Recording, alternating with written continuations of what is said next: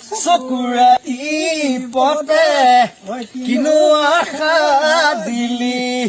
ভালৰি বোলাওতে বুকু জ্বলাই জ্বলাই মোকে নথগিবি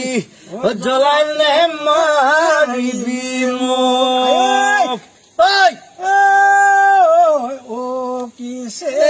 নিমাই কৰিছো ধেমালি ঐ হাঁহি নাচি বাগি ৰঙালী বিহুতি ঐ পাই কিছে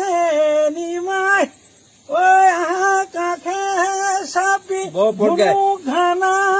কৰি সমাজে জানিলে তয়ে মোৰ লগৰী